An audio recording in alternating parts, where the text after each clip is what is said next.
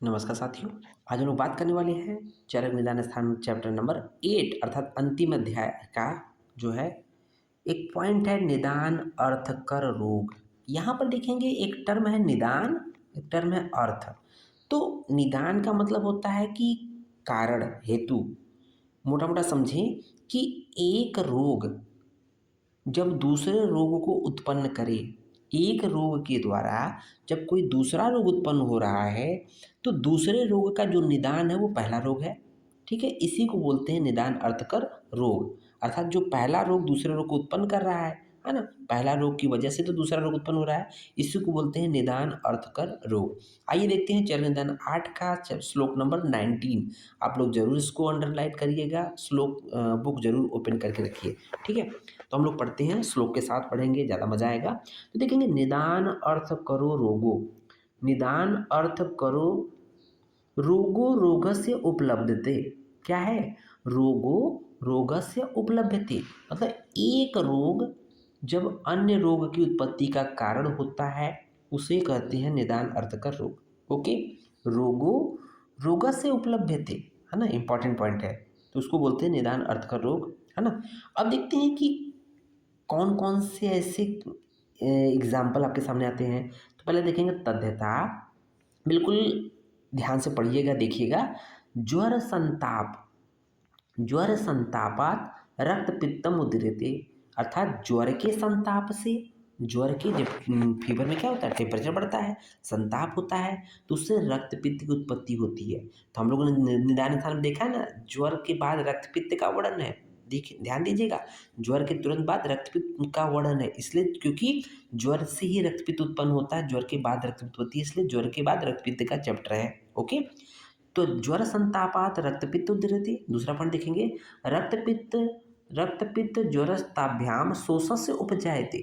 रक्तपित्त और ज्वर की वजह से क्या, शोष अर्थात राजक्षमा की उत्पत्ति होती है ना। तो देखेंगे रक्तपित्त एवं ज्वर, यहाँ पर रक्तपित्त से ज्वर से रक्तपित्त उत्पन्न हो रहा था और रक्तपित्त से ज्वर, ये दोनों एक दूसरे के कॉमन, एक दूसरे रिवर्सिबल है। ज्वर से रक्तपित्त और रक्तपित्त से ज्वर उत्पत्ति हो रही है। ओके, अब देखेंगे यहाँ पर कि रक्तपित्त एवं ज्वर दोनों से जब ये दोनों एक साथ रहेंगे तो ये दोनों की वजह से क्या हो जाएगा, यक्ष्मा अर्थात शोष रोग की उत्पत्ति होगी। ओके, अब देखेंगे नेक्स्ट पॉइंट देखेंगे, प्लीहा अभिवृद्धिया जठरम, अर्थात प्लीहा वृद्धि से, प्लीहा वृद्धि का मतलब क्या है कि स्प्लीनोमेगली, प्लीहा वृद्धि से उदर रोग उत्पत्ति होगी। और उसके बाद देखेंगे जठरोत्सोथम एव च, और जठर अर्थात उदर रोग से शोथ की उत्पत्ति होगी। इसका मतलब कि एक एक सीरीज बन गया, प्लीहा वृद्धि से उदर, उदर से शोथ। इसको याद कैसे करेंगे, PUS, पुस या पस, ठीक है ना। पी से प्लीहा वृद्धि, से उदर रोग से शोथ की उत्पत्ति हो रही है, PUS याद रखिएगा। नेक्स्ट देखते हैं, अर्शोभ्यो जठरम, अर्थात अर्शोभ्यो जठरम दुखम गुल्मश्च उपजायते। अर्श से, है ना, अर्श से क्या उत्पन्न हो रहा है, उदर रोग और गुल्म उत्पन्न हो रहा है। इसको कैसे याद करेंगे, AUG, अर्श से उदर रोग व गुल्म की उत्पत्ति हो रही है, इसलिए बोल के AUG। ओके, नेक्स्ट पॉइंट देखेंगे कि प्रतिसायात प्रतिसायात भवेत काश, अर्थात प्रतिस्याय से, प्रतिस्याय क्या होता है, नाक से पानी आना, सर्दी लगना, मोटा मोटा देखा जाए तो राइनाइटिस बोलते हैं।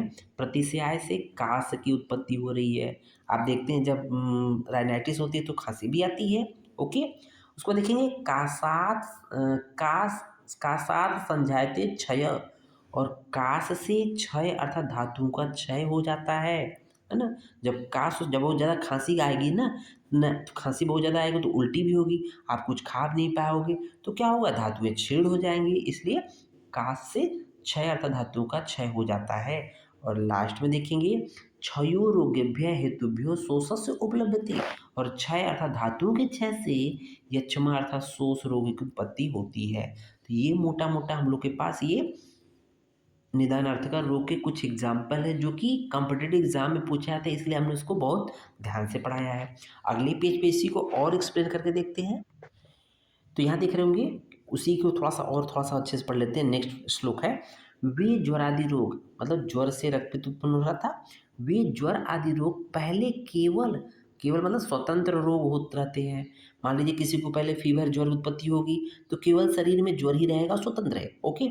बाद में दूसरे रोग के कारण बन जाते हैं। इसका मतलब ज्वर हो गया, ज्वर के संताप से रक्तपित्त उत्पन्न हो गया बाद में, ओके। इस प्रकार ज्वरादि रोग एक अर्थ करने वाले का मतलब अर्थात रोग रूप में स्वतंत्र रहने वाले। पहली चीज तो ज्वर अपने आप में स्वतंत्र रूप में था, ओके। उसके बाद क्या है, और दोनों अर्थ करने वाले अर्थात स्वतंत्र रूप से रोग रूप में रहने वाले, साथ ही साथ स्वतंत्र रूप से ज्वर तो रह ही रहा था, साथ ही साथ क्या है, दूसरे रोगों को उत्पन्न करने वाले देखे जाते हैं। इसका मतलब क्या है कि कोई रोग अन्य रोग का कारण होकर स्वयं शांत हो जाता है तथा कोई रोग अन्य रोग का कारण बनकर स्वयं शांत नहीं होता है। समझ में आया कि मतलब अगर एक रोग दूसरे रोग को उत्पन्न जब करता है तो पहला रोग जो है वो समाप्त हो जाता है, कुछ ऐसी कंडीशन होती है। दूसरी स्थिति होती है कि जो जिस वजह से दूसरा रोग उत्पन्न हुआ हो, पहला और दूसरा रोग एक साथ बने हुए, ये भी स्थिति बन रहती है। अब यहाँ पर एक इम्पॉर्टेंट हम लोग बात करने वाले हैं चरक चिकित्सा 14 में अर्श अतिसार एवं ग्रहणी को परस्पर निदान निदान अर्थकर रोग कहे गए हैं। ये तीनों रोग अग्नि के नाश होने पर उत्पन्न होते हैं तथा अग्नि के वृद्ध होने पर, अग्नि के प्रबल होने पर शांत हो जाते हैं। इस तरह से हम लोगों ने निदान अर्थकर रोग के बारे में थोड़ा सा जानने का प्रयास किया। धन्यवाद। जय हिंद, जय भारत।